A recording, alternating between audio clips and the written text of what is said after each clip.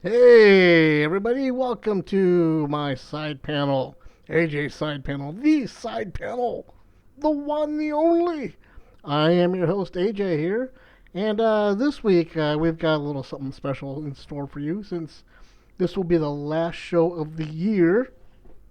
I'm going to review two films I saw this week in Bird Box and The Mule, and then I'm going to give you my top 10 movies of 2018 as far as what I've seen so far. So, since that's the case, we're going to kind of go a little bit longer than we normally go. I apologize ahead of time. If you were listening to this thinking it's only going to be about 10, 15 minutes and you need to, allot yourself some more time, go ahead and take a pause and go somewhere where you can get comfortable and listen to this, listen to my rant, and then hit play again. And yeah, we'll see what's up. So, moving forward, the big thing all over the interwebs this week, it has been huge. It has been Bird Box. You see a lot of new memes coming out. Everybody apparently watched it within the past couple days. We're in that week between Christmas and New Year's where nobody really knows what to do, whether we should celebrate it or not. But somehow everybody still has the week off, so we need something to do. So, Bird Box has been getting mad love on the Facebooks and the social medias and all over the place. I'd been wanting to see this, but I was afraid to see it because I thought it was going to be a little too close to A Quiet Place for me. Um, but, I found myself bored the other night, decided to check it out. For those of you who are unaware of it, Bird Box is a post apocalyptic thriller, and I'm reading straight from the wiki. Post apocalyptic thriller film directed by Susan Bier, uh, based on the 2014 novel of the same name by Josh Malerman.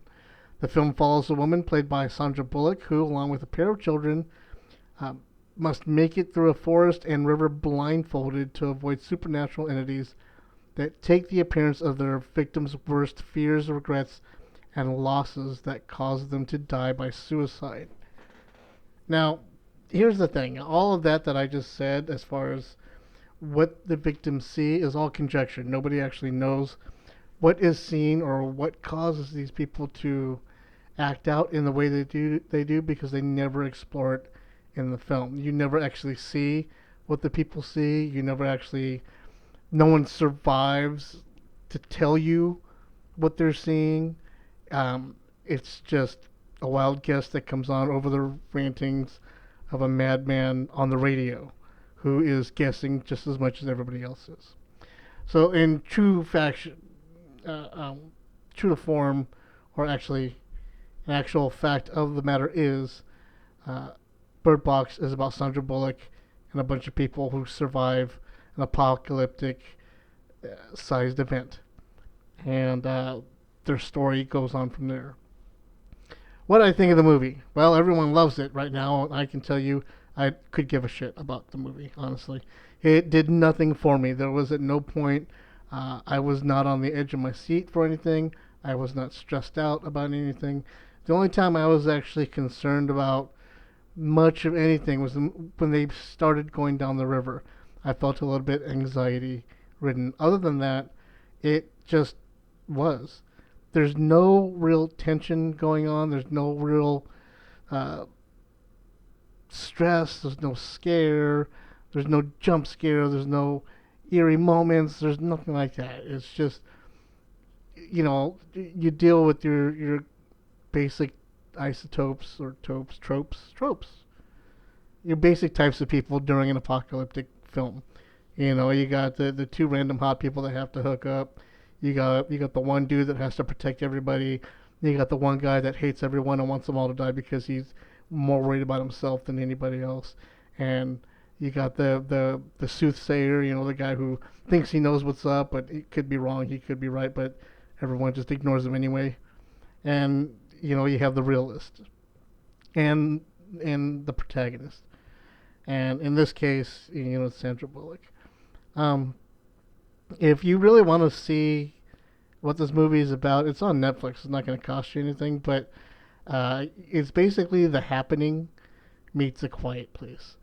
Um, honestly, and it's not even the good parts of The Quiet Place. This movie's just dull, boring, and doesn't matter. Like, if you can go without seeing it and read all the stuff that everybody's saying and feel like you've seen it because you're not missing anything. Anything that you may worry about is on the trailer. Like, it's all been pretty much given away. You know what's going to happen. You know who lives, you know who dies within the first 3 minutes of the movie. And it takes all the scare and concern and worry about it and just throws it out the window. I don't understand why everybody's making such a big deal about this film. We've seen it before, where people blind themselves or can't look at what's going on because of all the horror or stuff that if they look at it, it's gonna be bad. I mean, we've all seen Clash of the Titans, right? Medusa, turn people to stone. You can't see. Yeah, that's all we're doing here. Uh, yeah. I mean, I don't know. I wasn't impressed by it. I don't think you will be either. Um, and I don't get what the big deal is. We've seen it all before in other films, and it was better. So there you have it, Bird Box.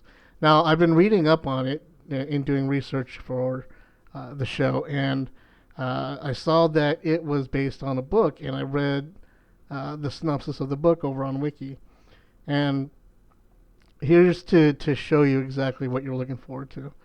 Uh, the author of the book wrote a rough draft of Bird Box prior to the release of the 2018 film The Happening by M. Night and the 2009 film The Road, even though The Road was written in 2006, which caused him to worry that the book might get lost in the shuffle.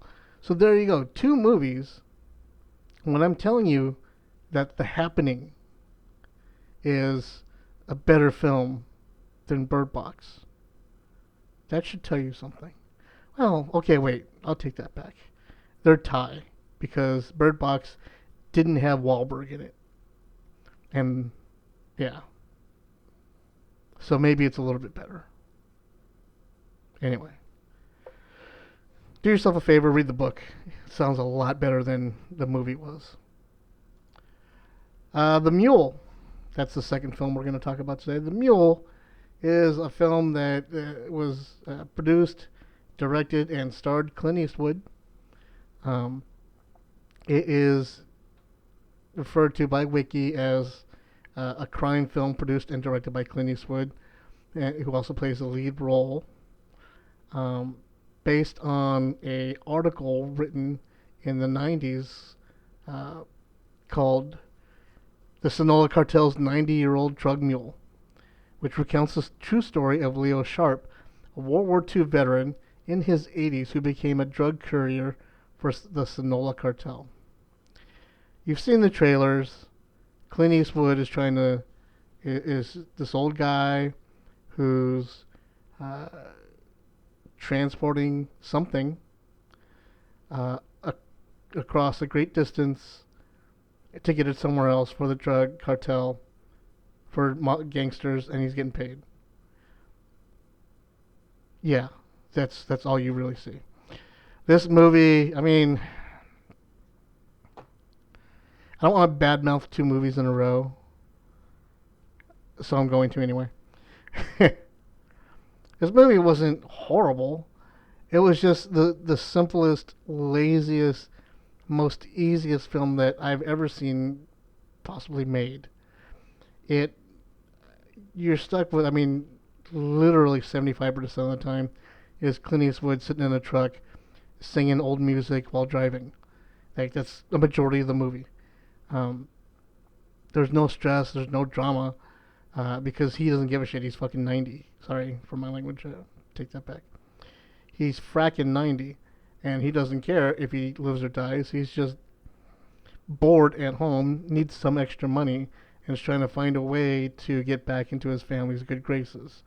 And in order to do that, he takes on this easy job of just driving back and forth from Texas to Illinois. And that's the movie. I mean, the biggest amount of budget they may have spent was on the Lincoln truck that he's driving back and forth, and gas maybe. I can't imagine that gas in that truck had to have been cheap. Lawrence Fishburne was cast in this movie just to say, go for it.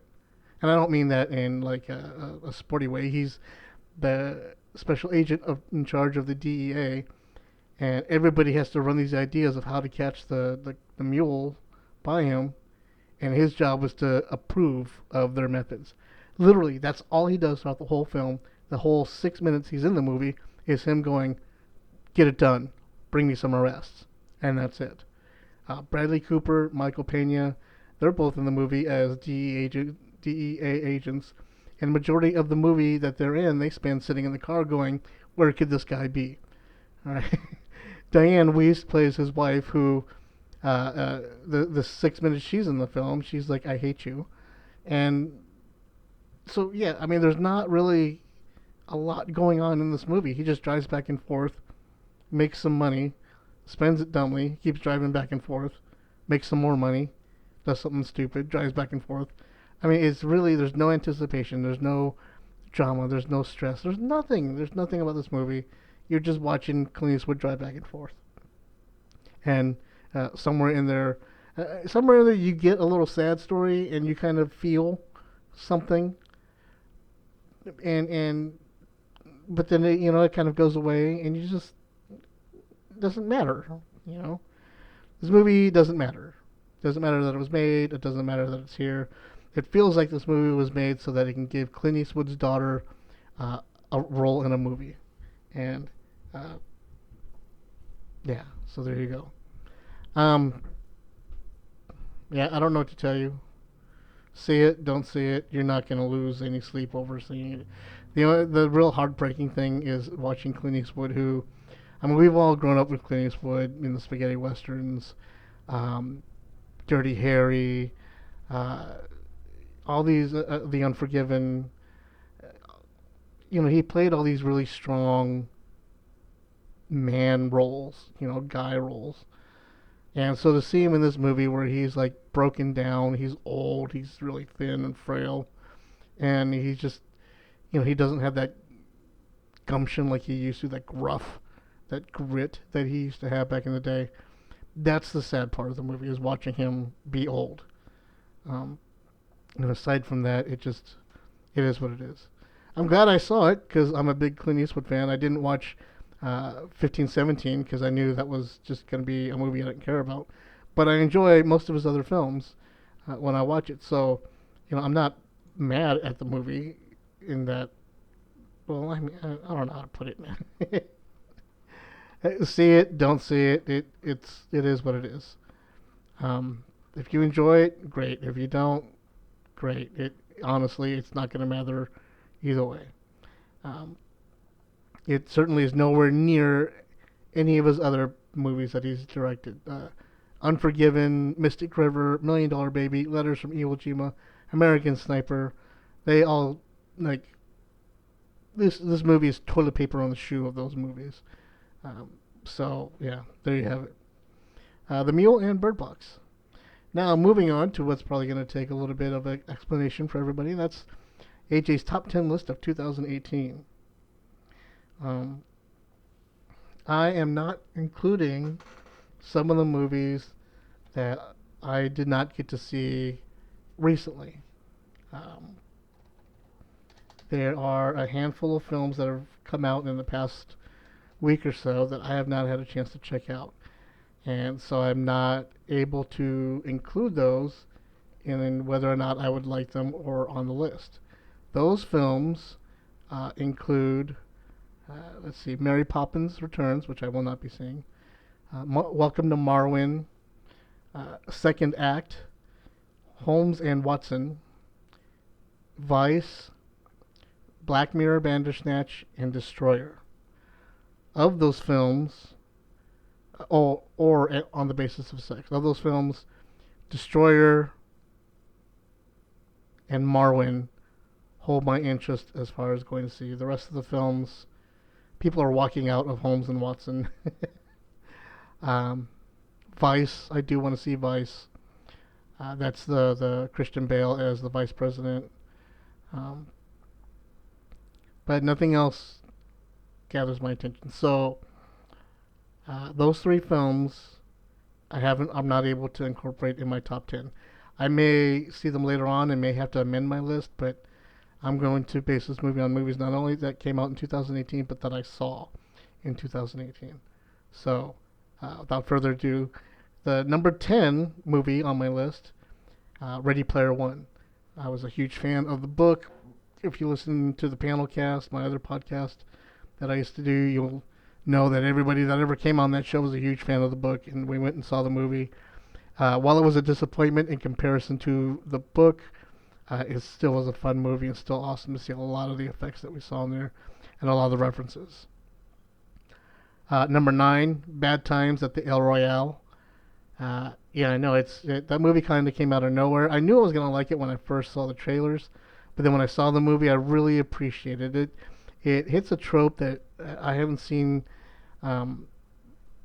touched on since, I'd say Tarantino films. Real grindhouse, well, not really grindhouse, but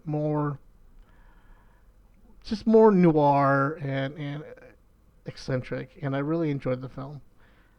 If you can, I know that all the movies I'm listing off are available for you to see, so see them if you want.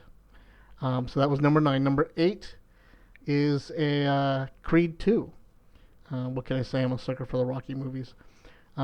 It's down further on the list because I felt like it wasn't original. It was done before. I enjoyed it immensely, but it just wasn't anything new, you know? Number 7, Avengers Infinity War. Why isn't this higher up in my list, you may ask? Because, let me get to number 1 first and then I'll explain, okay?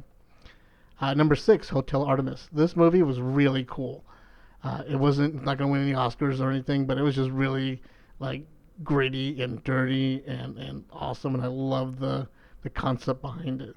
It's about this hotel that has a hospital staff, and it caters only to criminals and people that pay a membership fee to it. And so you get to visit it on a night when all this stuff is really going down. Lots of bad guys are in there, and Jodie Foster is the doctor trying to shuffle around and get them all taken care of and keep them all apart from each other and killing each other at the same time. It's really, really cool concept. I think they got it off of the John Wick concept behind the hotels, that the Continental Hotel that he stays at. Kind of the same thing, except futuristic and more of a hospital than a hotel. If you get a chance, go check it out. Number 5, Incredibles number 2. You knew this movie was going to be on my list. You just knew it. It's an awesome film. That's just all there is to it. Number 4, Overlord. Man, I saw this movie in the theater 4 times. I cannot get enough of it. It's really well done. I just enjoyed it. Number 3. Where's number 3? There's number 3. Number 3 is Black Panther. Come on. T'Challa was the man. The only thing about Black Panther I didn't like was the heavily CGI'd boss fight at the end. Other than that, I truly enjoyed this movie. It was a nice breath of fresh air to the Marvel Cinematic Universe. Number 2, A Quiet Place. What can I say about A Quiet Place that you don't already know? This movie came out of nowhere and surprised me, and I loved every second of it. I thought it was really well done especially in the horror genre that it's in. You get kind of bored and oversaturated with the overindulgent gore and blood and scarefest and blood porno that you're watching on these movies. And here comes A Quiet Place, where it just goes old school, old fashioned, holy shit, this is happening, edge of your seat, nail biting experience. And hats off to John Krasinski for writing it and directing it and starring in it. Thought it was an awesome movie. Number 1 movie of 2018 for me. Before we get there, I'm going to mention some honorable mentions. Haha. Solo, a Star Wars story. I mean, it's a Star Wars movie. It automatically is, It's in there. I wasn't impressed by it, um, but it had Darth Maul, so give it up. Cloverfield Paradox. I'm a big sucker for the Cloverfield movies. A lot of people hated this film. I thought it was really cool. I like the way it tied together all the Cloverfield movies and explained it to you. Um, yeah, Annihilation. And except for the last 10 minutes, I loved the movie. Um, but I loved the books more. And so everybody is gushing over this movie right now in as far as award season goes. And, I can see where they're coming from. I just felt I was too attached to the book series where the last 10 minutes just let me down from it. It was too different enough to let me down, you know. Uh, the new Tomb Raider, Alicia Vikander, she did a great job. I love the film. Upgrade, now that was something that came out of nowhere and surprised me. It's about a guy that gets paralyzed. He's given a microchip which helps him control his body's actions, and he goes badass killing. And that's just all there is to it. And it was really cool. Ant-Man and the Wasp, I enjoyed the movie when I saw it, but I have no desire to watch it again. Does that make sense? Like, there's nothing wrong with it. It's not a bad film. It's cool. I just am not in a rush to watch it again. Happy Time Murders, come on. Puppets, sex, awesome. That's all I gotta say. Papillon, the remake of Papillon, the reason it's an honorable mention is because while it may not have been good as the original film, it did show more into what was happening there than the original film did. So seeing all those extra things felt like, deleted scenes being added into the original film. So for that, I appreciated it. And what they showed at the end, where they go into depth about Papillon and the prison system and all the stuff he did after he got out of prison, that was kind of nice to see. So that's why I made an honorable mention list. Kin is a really cool movie. If you haven't seen it, it's out there to watch. You should go see it. It's awesome. A Star is Born, dude. I mean, I'm still singing the songs randomly in my head. Yeah, and Fantastic Beasts: The Crimes of Grindelwald. Big Harry Potter fan. I really appreciate all the movies. This one was good, but it's like Ant-Man and the Wasp. Like I loved it. I just have no desire to watch it again. And that's kind of what these movies, my top 10 list is based on also. Not only was it a good movie, but do I want to watch it again and how many times?